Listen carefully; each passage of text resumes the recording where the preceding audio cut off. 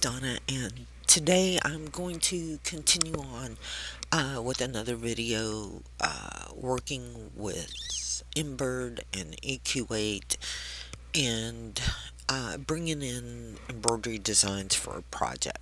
So I stuck a bunch of embroidery designs that I digitized all in PES format into a conversion video directory just so that I know exactly where they all are so I can do this. What I'm going to do is I'm actually going to select all of them and I'm going to convert the files to EXP format.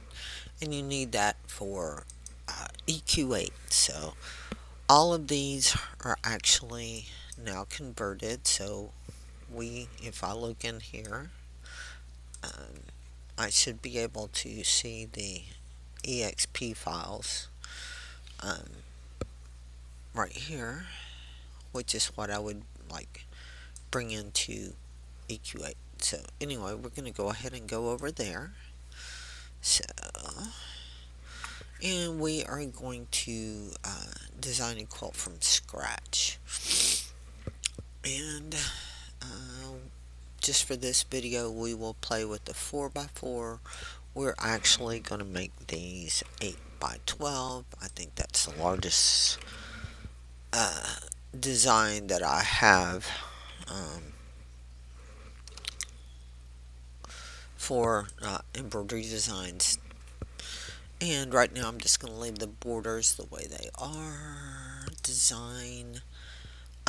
Again, when you go down here to this area and you're in your design a quilt, go ahead and click on your layer 3, which will activate the embroidery tools. Once that is, and you see this activated here, click on embroidery tools and then open library.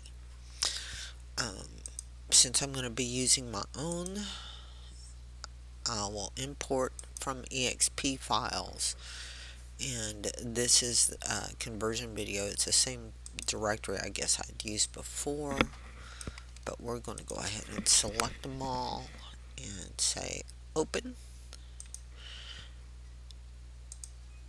And it's going to ask me this for all, however many of them there are. I think there's 60 something, because I have different sizes and everything in here,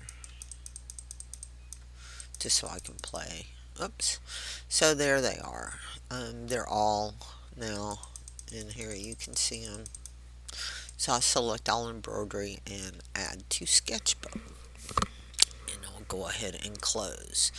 So all of the embroideries now show up. So we can bring one over here. This is a small size. I'm gonna remove that one. This is the largest one. If you look here, if I try to rotate this, it rotates the block. It doesn't necessarily rotate the design the correct size, because I know this design and this is skewed. It just rotated the design and not the actual block. So in order to fix this going forward, any of these strange, really long ones, 5x7 or 8x12, 6x10 embroidery designs, I have to make sure that I flip the hoop to where it's going to visually be seen here. So actually, I'm just going to undo this right now.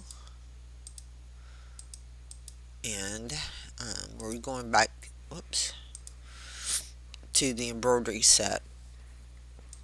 And we're just going to look through some embroideries here. And we are going to get the little girl now. Note that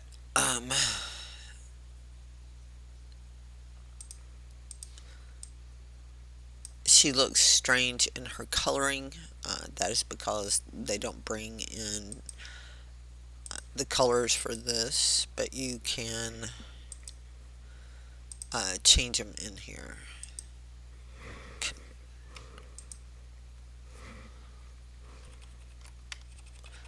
moving up and down a control up key, down key, you can get it centered the way you want. Um, I can go into thread tools right here will allow me to change like her color.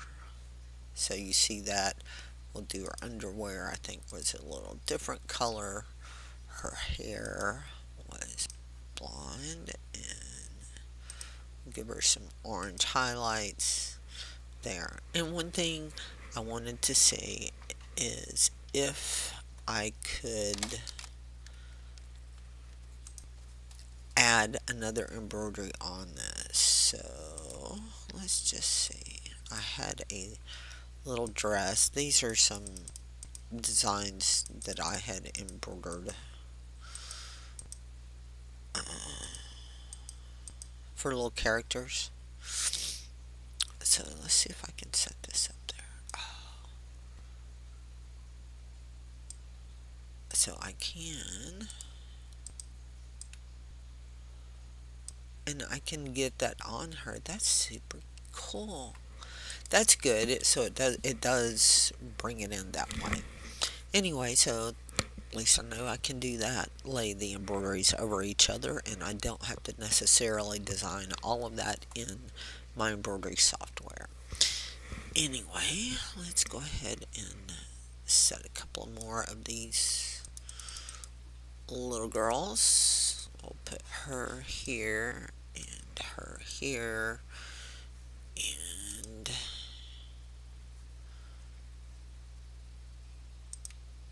I'll just put a little elf here. Really, he's a gnome. And sup, gnomies? Anyway, that is a video on how to uh, actually get all of them into uh, your project. So I'm going to go ahead and add this project sketchbook, and I'm going to call this conversion video 2.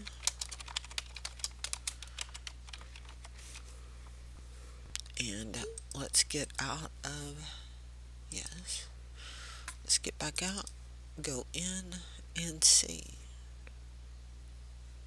open existing project,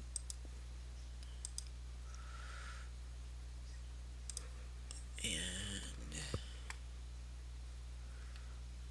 work table, and design.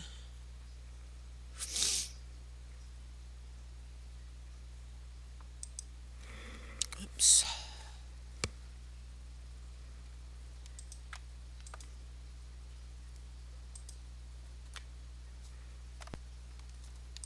Layout.